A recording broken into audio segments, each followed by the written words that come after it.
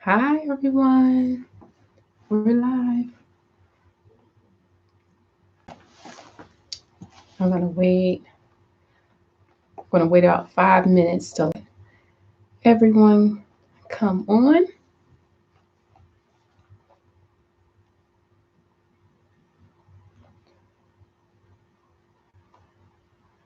Going to share it really quick while we wait.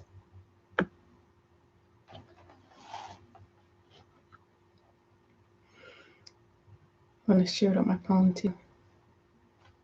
So this is my first YouTube live as McEllis Brides. Done it before, one time before, just at a women's conference we were having.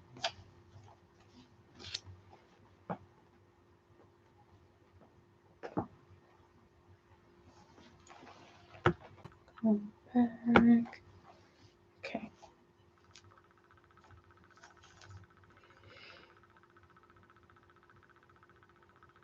Let's see here. Okay.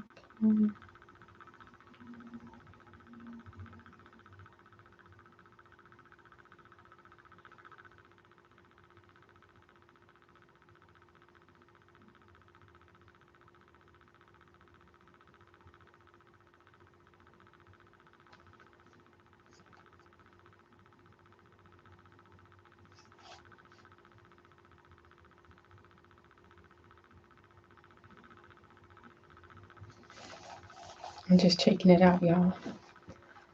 Okay.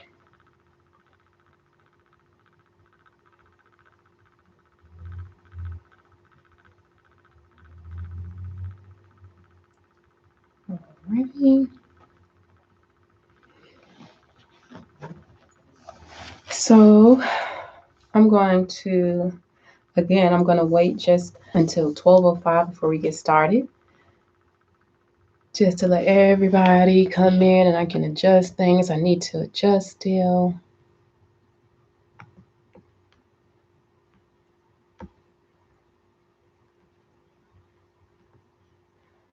All right. Got my chat here. If you're on, say hello and tell me where you're from.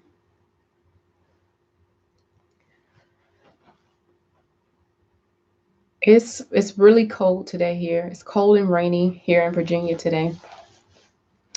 It kind of makes me want to just, sit at home and curl up under a blanket and watch some movies. I'd already scheduled this. It's February 1st, y'all. It's Black History Month. What do you guys have planned? I know there's a lot of events and exciting things that happen in the month of February. Also, tomorrow is Super Bowl Sunday. I do not watch the Super Bowl, but I love Super Bowl food.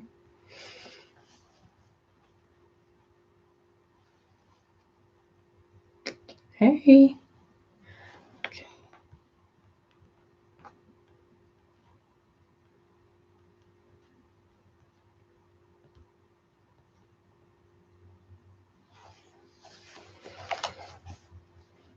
All right, we've had a few more minutes. I'm just going to wait till 12:05 before I get started. While we wait, you can also, if you want to take notes, if you're watching this on your phone, I don't think you can do a screen share where sometimes you can, sometimes you can't, but get a pen and a piece of paper if you have it. I know a lot of us, we take notes on our phones now, so we don't even always have paper handy. But if you have paper, take some notes.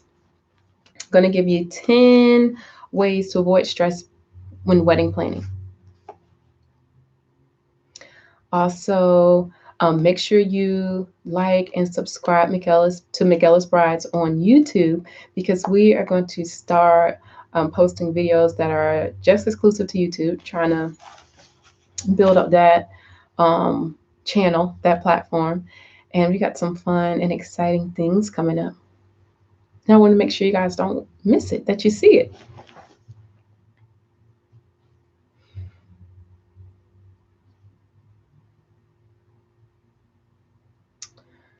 Alrighty. we are going to go ahead and get started. So let me introduce myself. For those of you who do not know me, my name is Michelle Ellis, and I am the owner of McEllis Brides Design Studio. We are located in Hampton, Virginia, and pretty much what that looks like, because a lot of people say, what's a design studio? So pretty much what I do is I will help brides design their dream gown. A lot of my clients, they will bring me inspiration pictures from Instagram, Pinterest, or even pictures of themselves in a gown, and they're not 100% in love with it. Um, and I just help them design it, make sure it's flattering to their figure. From there, the next step is we take measurements head to toe. So I take your measurements in detail, and then I send off your measurements and your design to my seamstress. It takes about 12 weeks for it to come back in. And from there, we do a gown reveal right here in the studio. And if you need alterations, we'll do that here as well. Um, Most of my clients, I would say, are local here in Hampton Roads. Um, Even I've had clients, from North Carolina, Richmond, Maryland, and DC. So, um, and I've had some that were a little further that couldn't make it here. So if you want to order and you're not local, I will do like a video chat. You make sure you have somebody with you. I will show them how to take your measurements, and we make it happen. It's a really fun and exciting job. But how um, or why I decided to do this today is because early last month in January, I did a bridal expo. And one of the questions on the contact info that I had the brides fill out was, what's something you wish you could change about wedding planning, or what's something you want to avoid? It was something like that. And I would say almost 100% of the people put stress. So I think it said list two things that you would like to avoid, or two things that you would like to change about the wedding planning process. So something like that. And almost 100% of the people put stress. Some people put stress and stress, like they put that as their two things. Some people said overspending, but the majority of people said stress and overspending. And I think there was some about like family life and stuff like that, just trying to navigate through this process. And a lot of you guys, it's your first time, and you don't know what to do. So you come to, bridal shows, or you come to a wedding professional like myself, and you hope that we're giving you the best information for you. But one thing you guys have to just stop and think about. So even like trying to like get another example of a industry or profession. So take a doctor, for example. Of course, you're going to a doctor because you did not go to school to be a doctor and you need help with something. Um, but just like anywhere else, they have pretty much quotas they have to meet. And so sometimes they'll give you information based off of their needs. So you come to them with a need, but they also have a need. They have to fill the holes or the gaps where they were given to fill. So if you don't do a little research beforehand, someone that you trust could tell you something, and it may be in their best interest. And while it may help you, it might benefit them more than you. And to you, you're like, hey, I just came here because, I needed some pain reliever, and you told me the best kind was Tylenol. But what you don't know is that particular, doctor, maybe they, I don't know how it works, if they have like a contract with the makers of Aleve, and they say, well, no, Aleve is really the best type of medicine that you can take.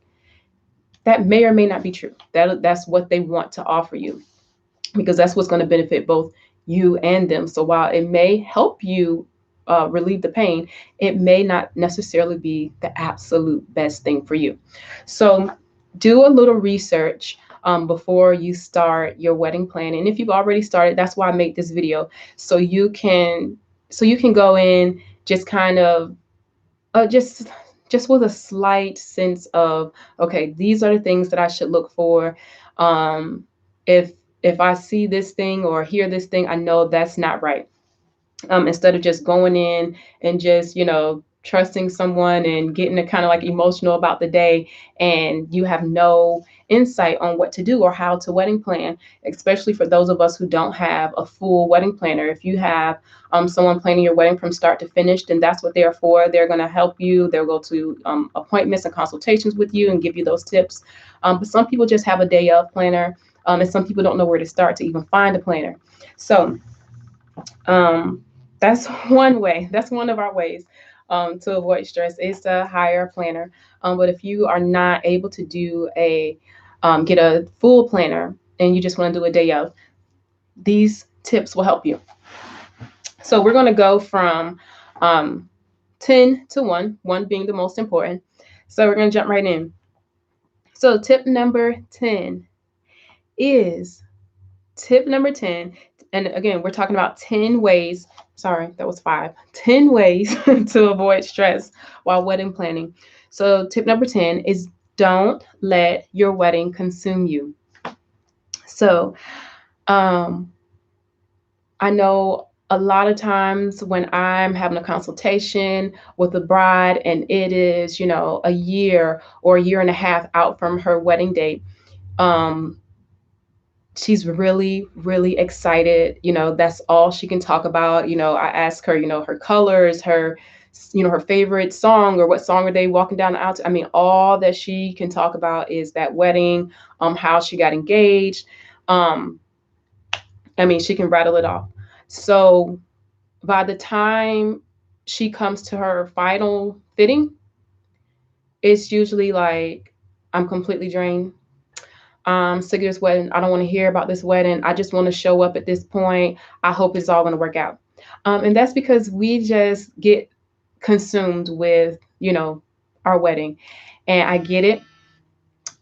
I did it. I know exactly how it feels. I got married in 2013, and it was all I could talk about. It was very exciting. But towards the end of it, you just kind of got that burnout, like, oh my God. Because one thing you have to remember too is, when you're talking to like your bridesmaids or your family about it, and it's not the most important thing on their to-do list, and it is on yours. But you don't want to, almost like worry people and talk so much about your wedding and let it completely consume your life that that's all you can talk about. So set times to just say, okay, these are my wedding planning times. I'm going to, make time to do something else, with my fiance, with my partner. I'm not going to just, 24/7 wedding plan, be on Pinterest, pinning stuff, because it will consume you. And then you'll for one, you'll have too many options because you literally searched online for hours and hours and hours, and you won't be better off for it. You'll just be confused. So do not let your wedding consume you. Number 9, do not argue about the wedding with your partner. So this is a big one. Like, if you guys are having a disagreement about something, if you're just kind of like, hey, I'll take this for myself again. So when I was shopping for my wedding gown, I thought at first I was going to wear ivory because it was kind of popular. I got married in 2013. But once I was trying on the ivory gowns, I really liked the way the white looked on me. So I ordered white. And then I told my husband, I was like, hey, you have to wear white because I changed my mind. And we did. We had an argument about it. He was like, I'm not going to wear white. He was like, I'm dark skinned and I don't like it, blah, blah, blah, blah. And, I'm like, no, you're just going to have to see it. It'll be fine. It was like, at first I was like stressed out. I was stressed out for literally like a week because I was like, he's going to have on ivory. I'm going to have on white, and we're going to look mismatched. We're going to look crazy. So I just backed off. I left it alone. And then when it came time for their consultation for the guys to go in, I just asked him just to simply try it on and see how he liked it. And he did. He tried it on. He said it was fine. It was literally nothing. So if you guys have something that you are not agreeing on, just take a moment, step back. Don't try to push issues. Just put it on the shelf and say, okay, let's revisit this in a day. Let's revisit this in a week. Like literally, don't start arguing about your wedding, or then he'll even be like, oh man, like I just can't wait till this wedding is over. And that's not what you want. You want everyone to get there and be happy and excited about it, and not like dreading the moment um, because you kind of put them in like an uncomfortable, space or situation regarding your wedding. So tip number eight is to date each other during the process. We know weddings are expensive, and we will try to save every penny that we can. We'll put um, things kind of like on the back burner, like just going out on dates because you're trying to save money for this big day. And I'm saying don't do that. You can maybe find less expensive options of going out, but make sure you guys still go out, spend time together. And again, don't talk about the wedding. Just go out, enjoy each other, maybe talk about your honeymoon or what you guys want to do after the wedding. Talk about a 5-year plan, something like that, or maybe not, because that's also um, those also sometimes cause arguments. Anyways, do something fun. Don't let every single thing for a year and a half, 2 years be completely and totally about your wedding, or you will just get burned out, stressed out, and you won't be looking forward to your wedding day once it is approaching quickly. So, number 7, this is a big tip. No DIY if you are short on time. I'm going to say that again. I'm going to say it slower. No DIY if you are short on time. So a lot of people think that DIY means, well, for those of you who don't know what DIY means, do it yourself. So there are so many tutorials out here on do it yourself for everything now, but a lot of tutorials on wedding stuff and how to do it yourself. And a lot of people think that that's a good way to save money. And it can be, but that is not necessarily the case. If you have time, cool. If you are short on time, if you have a heavy work schedule, do not do DIY projects for your wedding. You are going to pay one way or the other. You're either going to pay with money or you're going to pay with your time. Um, if you are short on both, because some of us are, okay? If you are short on both money and time, certain aspects of the wedding that you just feel like are completely important, but you maybe can't afford it, just simply cut it out. DIY projects take a lot of time, and they are not necessarily always cheaper, but they 100% will stress you out, especially if you don't get the desired look, the finished product that you like. So, for instance, I decided when I was wedding planning that I was going to purchase my own tablecloths, because the vendor that I was using for my tablecloths, I want to say they were charging $10 per tablecloth. Then there was also some type of like service charge or something like that, I think, for cleaning. And of course, taxes and fees and things like that. And while it really wasn't that expensive, I found tablecloths online for $5. So I was just like, I can cut this down by 50%. It's a huge saving, right? But then first I had to become an expert on tablecloths. There are so many different lengths. There are different shaped tables. There are different drops. Like, did you want your tablecloth to stop at your guest's knees? Do you want it floor length? Like, I didn't know all that stuff at first. I had to research it. So that took time, a lot of time to research that. Then once I finished, becoming a tablecloth expert, learned how to order my tablecloths. Once they got in, I was elated, perfect color, whatever. Put them up on the shelf, marked it off my list. 2 weeks before the wedding, opened up the tablecloth.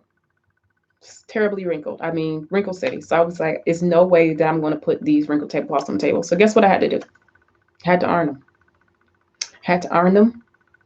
I also had a steamer, so I steamed some, I ironed something. I got my sisters to help me out. It was stressful because it hadn't crossed my mind that that was something I was going to have to do. Then I had to do search out a tutorial on how to fold them up nicely, so they would just maybe have like one crease this way and one crease that way. Once I ironed out all the other creases, how to fold them. Then I had to hang them up. So then I had to go buy some hangers that wouldn't leave that hard bend in it. Then guess what? I didn't have enough and I still had to rent tablecloths. Then had to clean them afterwards. Then I still have them. So nothing I'm going to do with all those tablecloths. I tried to sell them on Marketplace. That's what everyone says. Oh, buy your stuff for your wedding, sell it on Marketplace. That didn't work. I should have just rented them and dropped them back off, or even just let them drop it off, set it up, and take it with them and been done with it. Because all of that extra, all those extra steps that I went through, she still had to come anyway. It wasn't worth it. It just wasn't. But it was a lesson learned. All right, so number 6 is, and this is another like huge one. This is a huge one. Oops, sorry guys for hitting that. Number 6 is stop asking everyone for their opinion. So if you have, how many of you guys have like a bridal party of 6 or more?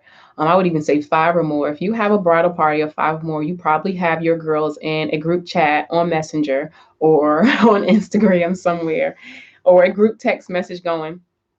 And you probably, put updates in there, send pictures of things that you like, and say, what do you guys think about this? And there's probably at least 1 or 2 in the bunch that never agree. So the more people that you ask their opinion, the harder it is for you to come to a decision, because all those people just are not going to agree on the same thing. It's literally impossible. Like, it's just not going to happen. So stop asking so many people for their opinion. Another thing I've been seeing a lot, which blows my mind, is posting in a group to strangers and asking them their opinion of you. Like, I don't even get that. Have you 1 or 2 people, your mom or a sister or just a really close friend, or even your partner? Of course, if it's about your wedding gown, you don't want him to see that. Ask maybe 1 person that really knows you really well. And just say, I just want a second opinion. What do you think about this? Do not show the whole world, social media, people who don't know you, not even all 6 or 10 of your bridesmaids. You will just become very confused. And that is another way that you will just become stressed out, because you'll be tired. Like, okay, I searched for 10 hours for this perfect thing. I saw it. I knew that I loved it when I saw it. You posted it in a group, in your group chat, and they're like, not so much. So it's kind of like it just kills your buzz a little bit. So go with what you know that you love. If you see something and you just love it, go for it. It's your wedding. Number 5, and so this has a lot to do with your wedding vendors. Stop texting your wedding vendors. So I'll give another personal example. So usually when people come in for their first consultation with me, it's either by video chat or it's in person here at the studio. So if you're doing video chat, then we do a lot of like emailing back and forth. But I like to have that, conversation, because I can type out something, say, you're going to have a ivory tulle strapless open back dress. Some people, and I don't know why this is, but some people refer to strapless as halter. And I have realized that over the years. I've been doing custom for 6 years. No, I've been doing custom for 4 years. My business will be 6 years old in September. It will be 7. It'll be 7. My business will be 7 years old September of this year. But I've been doing custom for 4 years. And I don't know why this is, but some people really believe that halter, which to me, a halter top goes up and around your neck like that. Um, they call halter strapless, or they call it halter, but they really mean strapless. So when you're talking with someone and you can see like what their hands are doing, it just makes a difference. Then, especially if you're just if there's like a communication barrier there, if they don't know the proper terms, which a lot of you don't. Some people don't know what tool is, and to me, I'm like, I've known what tool was since I was 12. But if you're not into, materials or fashion or designs or anything like that, and to me, it's just like it's common, I guess, because it was three of us raised together, have um, three sisters. So I don't know. I don't know. It was just always something that I felt like everybody knew. I felt like it was common knowledge, but it totally isn't. Like I would say 90% of my brides do not know what tool is when I say the word tool, and that is a very common material to me, tulle and satin. A lot of people confuse halter and strapless for whatever reason. So you really want to, at the very least, call and talk to people, if not do face to face. If you are texting, so anyways, getting back to what I was saying. So when they do that first consultation with me, I like to do it in person so we can talk. I can show you materials and textures. I can say, okay, this is a strapless dress, and they'll say, oh, that's strapless. I would have called that halter. So I like to show you things, so you can see what I'm talking about, and we can all be on the same page. Then from there, we may do a little bit of texting, but I have found it better if we only text open-ended questions, a question that has a yes or a no. If you're asking a question that has like a variable answer, depending on this, it'll be like this, but if it goes this way, it'll be like that. Don't text that. You need to have a conversation in person or on the phone. Another thing that always helps me is if I have a question for someone, if I'm working with someone on an event and I have a question at that moment, and I know that I likely won't remember it, I will email them the question and then say, I'm going to call you tomorrow so we can discuss it. So that way, one, I don't forget what I was going to ask you when I say, hey, can I call you? Because sometimes people aren't always available by phone. And that's why we text. That's why we email, because it's more convenient. But that's another, oh my gosh, like, you will cut down on so much stress if you over communicate versus under communicate. I wrote this down. So it's a meme. It says texting is a brilliant way to miscommunicate how you feel and misinterpret what other people mean. That is so true. Like, that is so true. Texting is the best and the worst all at the same time. All right. So tip number 4, don't rush into a contract or a purchase. So I'm gonna give another example. I don't like to tell people this, but I think a lot of you know now. So maybe I won't say it on this live. So I used to work for a big bridal chain store. You can probably imagine which one. Um, and we were so of course in any job you have, there's going to be training. So, we would run a special, we would run a sale. Um, and I don't want to say we were trained, but we worked on commission. So it was pretty much just kind of like, you know, sell the dress or nothing. Like, it was sell the dress. So we would say, if someone came in and they tried on a particular style, and they really, really liked it, but you can tell they were just kind of hesitant, or they had just decided to pop in that day. They weren't expecting to find something they really, really loved. Or they don't really, really love it. We need $1,000 more to make our sales quotas for the day. And there's only 2 more brides in the store. So it's between you two who's going to make our day. If we're going to make the day and go home happy, or if we're going to have to say, hey, we didn't make it, and then possibly, I'm not even going into all those details. Anyways, so Um, if you are, and this is particularly talking about bridal shopping right now, but you can apply this to signing contracts, anything like that. So if you were kind of in the store and you were just kind of like unsettled on a dress, you really liked it, but you just weren't 100% sure. You wanted to keep shopping some more.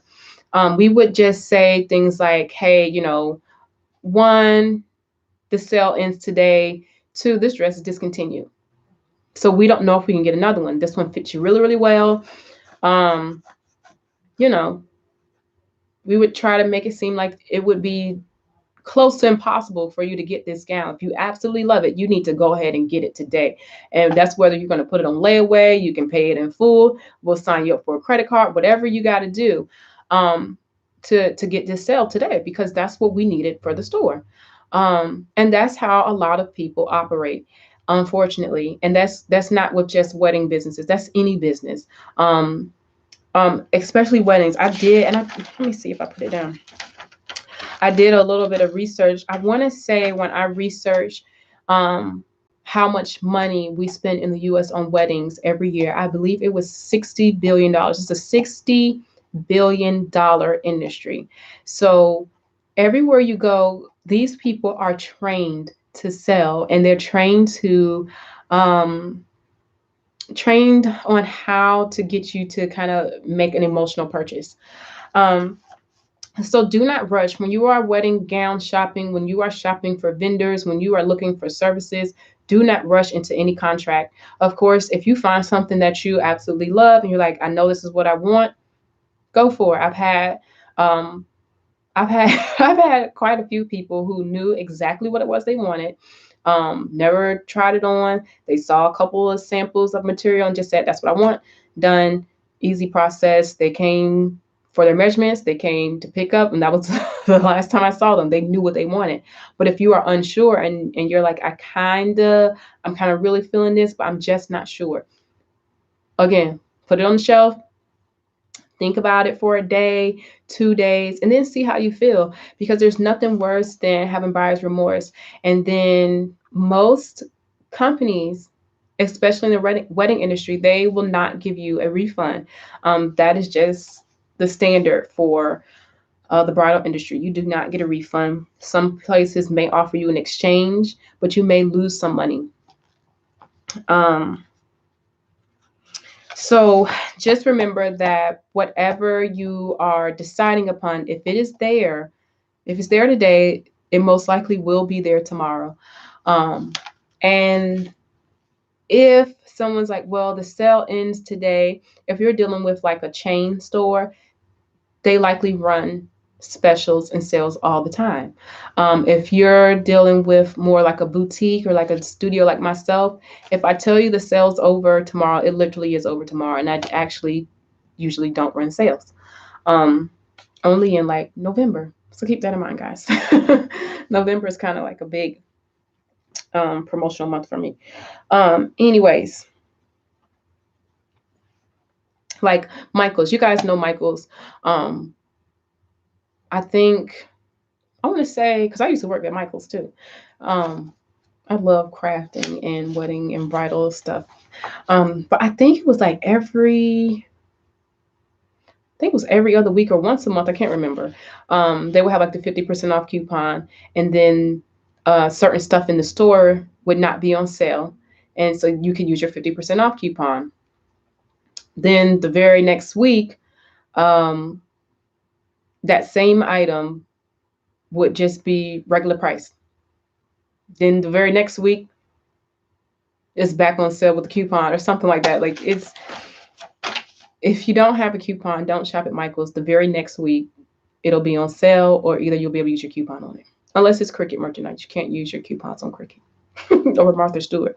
Anyways, okay. So we're almost there. Tip number 3 is to hire professionals. And that is a professional planner, that is professional makeup artist, hairstylist, pretty much. Um, if you are a DIYer like myself, don't try to do don't try to perform like a service on yourself the day of your wedding. Don't try to decorate your own wedding. Um, I did that. And while the outcome was very beautiful and I saved a little money, I was very tired at my wedding. See, I'm gonna drink some water.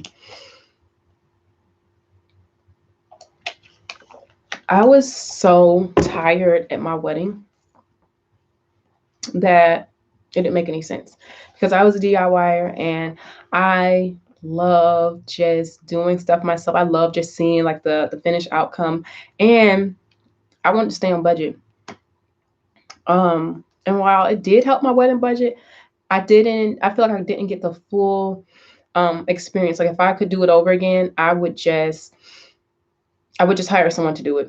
I would have just maybe pushed it back a little bit, saved a little more money, and hired someone to do it because I was super tired at my wedding. So make sure you hire those professionals, even if you don't do a full planner.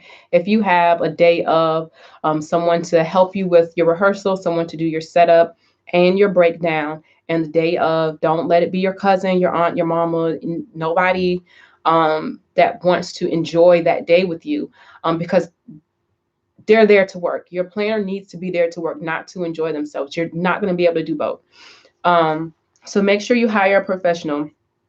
I did get my sister to do my hair and makeup because, again, I am a DIYer. And on top of that, I was just picky. I did not, I still really, it's like two people that I allow to do my hair. One of them is Wendy. Hey, Wendy. And other than that, either I do it or one of my sisters do it. My older sister braids hair, and my middle sister, she makes wigs. So it's between those people to do my hair. I'm really picky about my hair. Or I do it myself. And I was thinking maybe I can just do my hair myself on my wedding day. Don't do that. It's going to stress you out. Hire a professional, especially when it comes to hair and makeup. Do a trial. Do a trial with your hair and makeup artist. Get a professional photographer, get a professional videographer, get a professional caterer. Hire professionals to do the jobs that you want done instead of trying to do it yourself. That is a way to really cut down on stress. You just tell them what you want, and then they'll produce it for you. And as always, you give them a budget. Do not say, and this, I'm kind of skipping it to tip number 1, but don't go in and say, hey guys, this is what I want. And if they say, what's your budget? And you're like, I don't have a budget. Don't do that. Know your budget. Tell them what your budget is. If they cannot work with your budget, there is someone out here that can.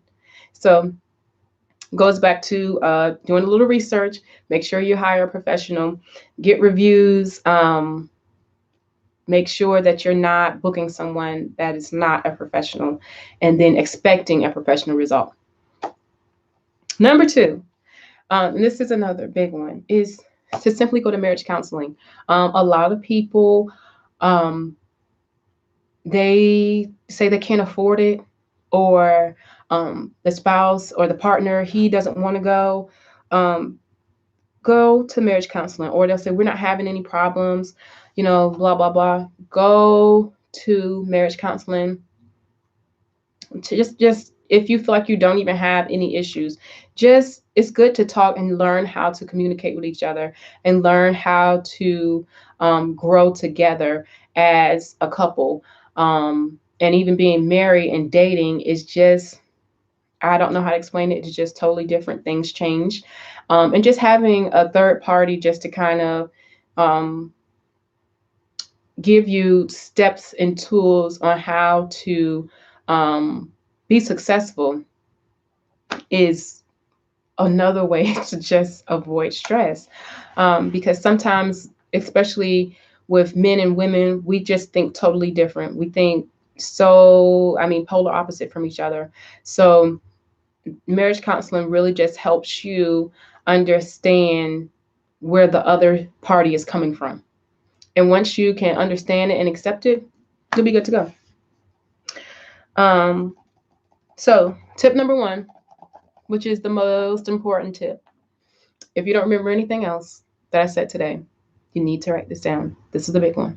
So step number 1 is to set a budget. Set a budget. Set a budget for your wedding. Do not start spending money until you have a wedding day budget. And I have a worksheet, and I'll leave the link in the description box. It's on the website. It's on McEllisBrides.com, and it's free.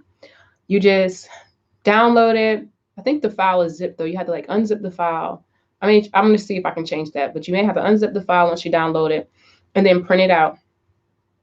And you and your partner go over the list and get an overall budget for your wedding. For instance, when I got married back in 2013, our budget was $10,000, which that is not a lot of money, not for a wedding. Um, but I knew where I needed to spend it, and we still went over budget. Um, I did not include my rehearsal dinner, which my parents ended up paying for, because I had left some stuff out in my mind. I was like, okay, I've done this a million times, just with friends and family and things like that, but I still left some things out. So it's always good to have a guide, instead of just going off of your, experience and your knowledge that you have. Even though it may be a lot, there's still something that you might forget. So try to find some type of guide. And that's why I put this on the website. And it's free. It's a free download. So you get an overall budget. So for instance, you would put your number at the top. So my number would have been 10,000. And then it'll tell you, okay, so 50% of that needs to go to your caterer. 10% of your budget needs to go to your dress. 5% of your budget needs to go to favors or whatever. So it gives you all these different categories, and it tells you from that $10,000 what percentage you can spend on what. So that way, when you are going on your consultations, when you're going to bridal shows, you can tell them firmly and confidently, this is how much money I have to spend on decor. So don't go in and say, I want this, this, this, this, this, this, this, and this. And then they're like, okay, ma'am, that'll be $5,000. And you're like, so sign the contract, put down a deposit. That's half of your budget. If you only had $10,000 to spend and you spend $5,000 on decor, they're not gonna have nothing to eat. So it's like it's a really fun and exciting process. But if you don't have a starting point on what you want to spend, then yeah, at the end of the day, because you're putting down deposits with everybody, at the end of the day, you're going to have such a high balance. And you're like, how did I, get to this number? Can you take stuff off my invoice? And then when the people are like, I've had this wedding reserved for the last year, no, I'm not taking stuff off the invoice. You have to pay it because I did not book someone else based off of your contract. And now you're stressed. You are trying to get a loan. You are, trying to cut, other things off that you absolutely wanted or things that you even need. Like one thing I see a lot is brides, they will go ahead and purchase their dress. They'll book their venue. They'll do their decor. But then when it comes, they'll even do like photography, but then when it comes to like their hair, their makeup, things like alterations, kind of like, I feel like the last couple things and planners that get booked, they have no more money. And it's just is stressful. It stresses you out.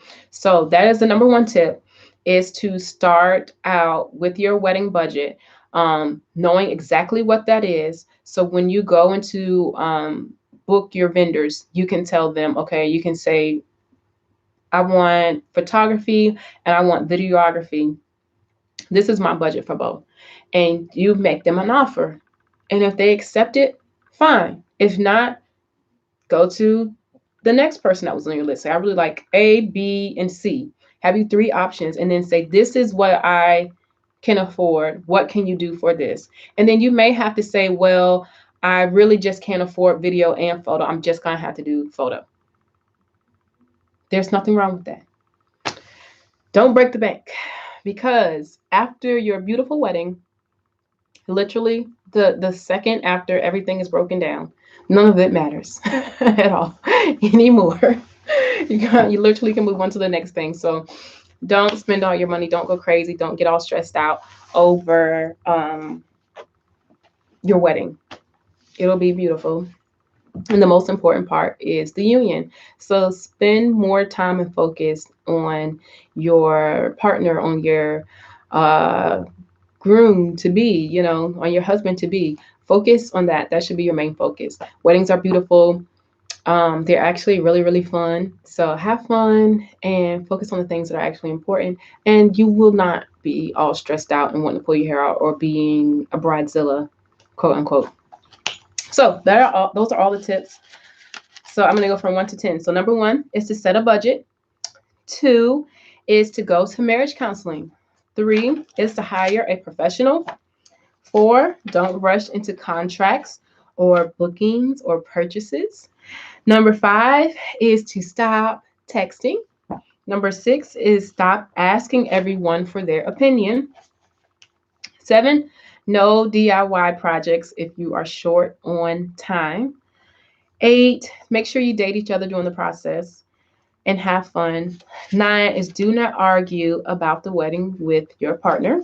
And number 10 is don't let your wedding consume you. And those are the top 10 ways to avoid stress while wedding planning. I'm also going to leave you guys some other resources.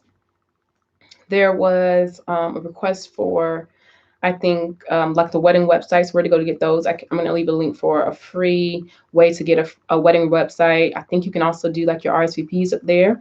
For those of you who have guests who are really into like social media and things like that. That's one way to save money too, is cut down on stamps and stuff like that and use the internet and social media for RSVP. So I'll post that in the description. And then it was something else, but I have that info and I'll post it in the description. So this is a wedding planner. I ordered off Amazon. I don't know if my camera's going to focus on it. It's called the Complete Wedding Planner. And I'm going to mail this to one of you if you're not local. If you are local, you can come pick it up. You can come pick it up from the design studio so I can meet you. So I'm going to be giving this away. It's one of Amazon's top sellers, wedding planners. And this is going to help you just stay on track. It's going to help you avoid stress because you'll have a plan. You'll have a place to keep everything. That is one tip that we didn't talk about. It's just organization, just knowing where stuff is and knowing how to get to your contracts easily, and having your contact information for all your vendors in one place. So that's another way to avoid stress, is just to stay as organized as possible, which can be hard to do. But this is going to help you.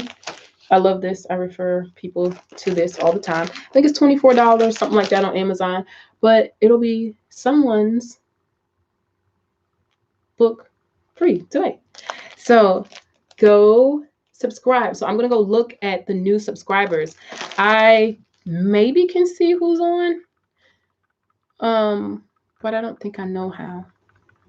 This is my first time doing the live on YouTube, so I'm still learning that. It says the name, but I don't know how to like contact you. I don't know how I'll find it after the fact.